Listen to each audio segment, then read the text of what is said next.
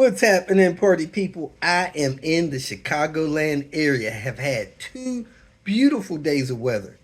Man, my favorite weather is between 55 and 57 with the sun out, 62 and 64 when it's overcast. So I've had a couple of real nice days in Chicago. Today's supposed to be a nice day in Chicago. Trying to get some stuff done for a couple of people. So I'm excited to be here. Today's video, I mainly focused on Pepper, did a time lapse on a timing belt, explaining things as I went along. So that might be interesting to you guys. It may be helpful. Last night, I found someone that was trying to get a serpentine belt on. Man, that could be challenging to some people.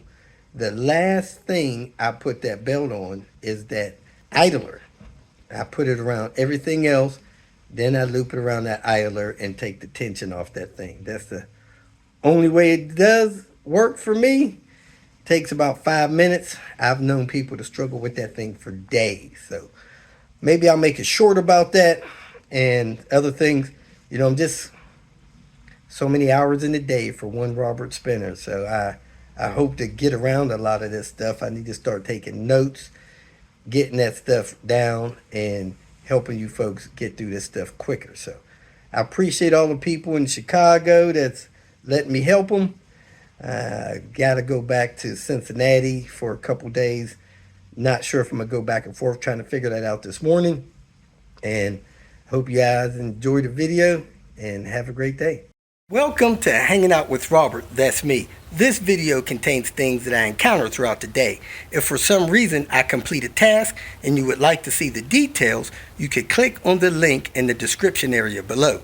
This video also contains tips and tricks that I learned throughout the years. I plan on leaving this video accessible for about 30 days. After that, you can view it through my Patreon account. Thank you very much for watching. Checking out Elizabeth's new ride. She went to get something to eat yesterday, and somebody hit the car. Then a Defender popped out the bumper a little bit. Man, that sucks. They missed the mirror somehow.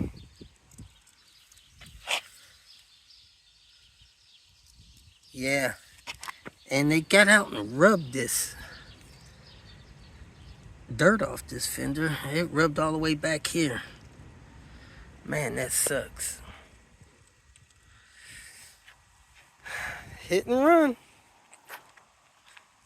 Horrible folks when they do stuff like that. Got a dent in this door too. I didn't notice that, but maybe that was already there. Tough when you get a new ride, something happened to that within a month. Time to go for a walk, trying to keep my health up. And man, having a little bit of problem with my blood pressure, getting up around 155 by 85. I need to keep that down under 130. So I got an appointment for the doctor next week. See if I can get my blood pressure to be more stable instead of climbing up and down. I am here with Pepper. It is time to get some traction on what's going on with Pepper. Man, that just don't look right.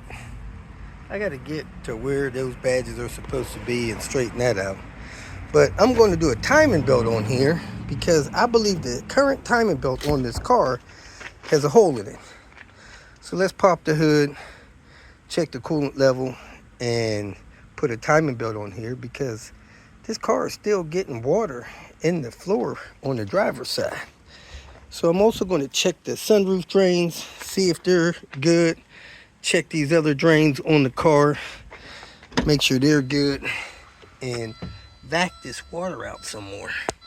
Then I'm probably going to run a heater in here to dry this out so I can check it again. It's supposed to rain Saturday. Today's Thursday. And there it is. The coolant is at a perfect level, so that is not an issue.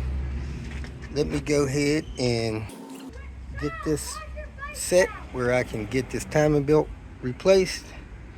Get this wheel off, jack this car up, put a jack stand under it, put some wheel stops under here, and replace this timing belt real quick like. I got the car jacked up. I'm gonna go ahead and get this process rolling. Taking the wheel off, one lug nut at a time. Got the wheel out of the way. Getting my tools where I need them. Trying to change the angle here so you guys can see. I just moved the coolant reservoir bottle up over the timing belt cover. Now I'm pulling the timing belt cover off so that I can get in there at that. Timing belt cover removed. Now I gotta get down here and adjust this timing, make sure that cams are on the mark, and most importantly, the crank is on the mark. But in the meantime, I'm gonna pull this cover off of this computer box, disconnect the battery so I can pull the computers out. Now that I got the computers out, I'm gonna take the computer box apart because that allows me to get at that serpentine belt tensioner better and easier. So let me go ahead and get that thing out of the way. I'm taking the timing belt cover off. And to get that timing belt cover and the cam cover, spark plug cover off, I'm going to have to take that OTE pipe loose. So let's take a look down here and put these crank on the mark. Check my timing marks before I pull that belt cover off. So there it is. I had to move it a little bit more. Got the timing right on the marks. Okay. Let's go ahead and get that dust cover off of the engine so I can get that front timing belt cover off. Looking for the right tool here. I shouldn't have to remove that strut brace bar there. There it is, taking that OTE pipe loose. Lay across the engine. This is where I do my best not to catch my pants on that front license plate. This one doesn't have one because I took it off, got it out of the way. So here we go, getting this OTE pipe loose. Now I can get that spark plug cover off and out of the way, because that OTE pipe is definitely in the way. There it is. Now I can get that front timing belt cover off and keep this process going. Now I'm breaking that tensioner loose for the serpentine belt. Had to get that out of the way. Now that the computers and the computer box is out of the way, that makes that easier. I pulled that serpentine belt tensioner loose, got the serpentine belt out of the way, and there it is. I got that serpentine belt tensioner off and out of the way. Now let's go back down here and take the timing belt tensioner loose.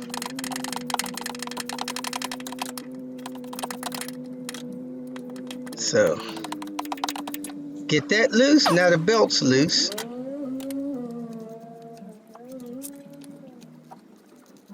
And it looks like I got a little bit of oil down there. And I forgot, but it looks like I already replaced the timing belt. So I'm kind of wasting my time here, but I see a little bit of oil down here. So I'm going to pull this crank pulley off so that I can see what's going on with this oil leak down here. Now this is taking that shield off the bottom of that crank area that protects that timing belt from the bottom. It's got two 10mm screws in there, and then that shield comes off of there, and now I could see the belt easier, and definitely have already replaced that belt. It appears that there's a crank seal leak, so I'm pulling the crank off to check it.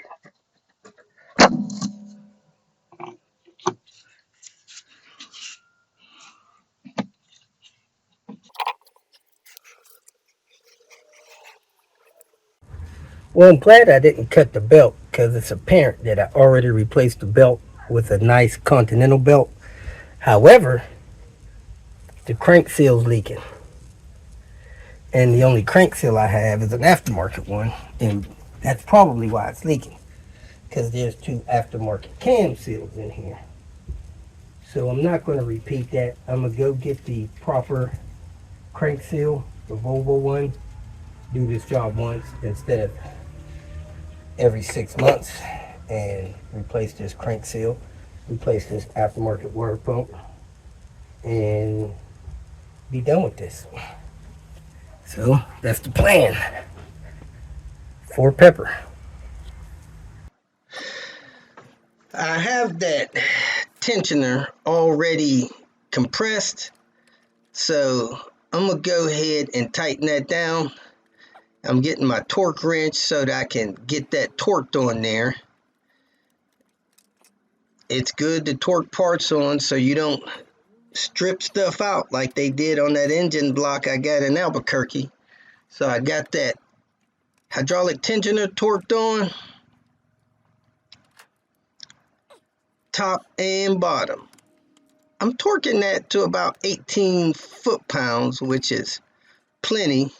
Now I'm putting this belt back on and lining it up under the crank. Started the crank. Then I go over the idler. Then I go around both cams. I'm sticking this screwdriver in there to stop that belt from jumping on that lower crank pulley there. So now no matter what I do with the belt up top, it won't be slipping around that crank pulley. That is a problem when you're trying to get that belt tight around your cams so you can get it around your water pump. And now I'm getting ready to hook it over my tensioner pulley there. All right, I think I got it where it needs to be. I didn't lock the cams so they can move. You got to make sure they don't move. So you want to set the cover on top to double check your timing on your cams. Of course, the first thing you want to do is make sure your crank timing is right on the mark, and then you set your cam timings on their mark with that belt before you pull that hand grenade pin out of that hydraulic tensioner. So making sure all that stuff is lined up there, and then I'm going to pull that pin out of that hydraulic tensioner. As you can see, the belt got loose again, so something wasn't right up there. Got to get that right. All right, I got the belt on, the hand grenade pin pulled. Now I'm putting this shield back on the bottom. I pulled that screwdriver out from under there. Those 10mm screws, getting them tightened up with my little 1/4-inch ratchet. If I had Henry can actually reach in there and tighten those up, especially when you got a good mount on the front there. So those are in. Now I'm going to put this harmonic balancer back on, get that snug down, then I can roll the engine over. So I got those 10 started. I'm using my small impact to turn those in. Easier to reach in there. Now I'm torquing those about 20 foot-pounds a piece. Those are heavy-duty bolts, even though they got small head. So there it is. I impact the crank on there, crank nut. Now I'm rolling it over a couple times just to make sure I don't have contact. I don't always roll it over anymore. I've done so many timing belts that, I don't have to do it, but I do it just as a precaution. Make sure nothing's out of whack. So I double check the marks up there. I am good to go. Now I'm putting the serpentine belt on. As you can see, the top timing belt cover is on. So I got to put that serpentine belt tensioner in there. And now I put the front cover on the timing belt because all these parts were already on there. I'm not worried about them, none of them being out of whack. But hey, sometimes it's best to double check. I just double checked that torque on that front cam sprocket because I don't know if you remember, but those bolts on that back exhaust cam sprocket had broken off. I think because they were too tight. So I wanted to check the torque on that front cam sprocket, so I broke them loose one at a time. I retorqued them to about 12 foot-pounds. So now I'm putting this top cover on, putting the screws in it. You got to wiggle that fuel line out of the way to get that done, and just rolling right along here. Whenever you use these electric tools, make sure you do not tighten screws with that thing. You can snug them down and then torque them, but be careful. Now I'm putting in the serpentine belt tensioner and getting that tight so I can install the serpentine belt. Now, a lot of people have problems with the serpentine belt because they don't know what to loop that thing on last. So what I do is, as you've seen, I make sure it's under the crank. Then I make sure it's under the AC compressor. Then I come up and put that thing on top of the power steering pump and put it under the tensioner. Then I will put it over the alternator. And the last thing I wrap that belt around is that idler, that black idler that's right behind the alternator, and then it's on. I take that tension loose. I actually stopped and helped somebody get that serpentine belt on. I don't know how many days they were trying to get that serpentine belt on, but it's a 5-minute job. So I removed the tension off the tensioner, pulled that pin out, serpentine belt is installed.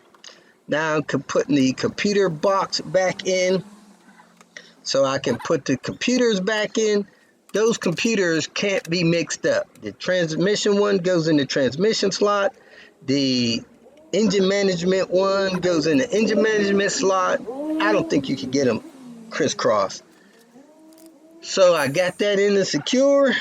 I'm putting the cover back over the engine, covers the spark plug wires. Get that stuff back in place. I'm looking for tools here. So there it is. Those screws don't have to be tight. That's a dust cover. Just take them down until they stop. Not even quite snug. Now I got to put that OTE pipe back on. Make sure that's secure so that don't pop off while I'm boosting. I use a 7mm nut on that tool to get that tight, and I put my coolant reservoir back in place, plug that in. I'm about done here, and that'll be it for tonight. Thanks for watching. Thanks for watching. I hope you like, share, and subscribe, and I appreciate everybody that encourages me through the comments that they make. And hey, just had to take it one day at a time. So hope you have a great day. Thanks again for watching.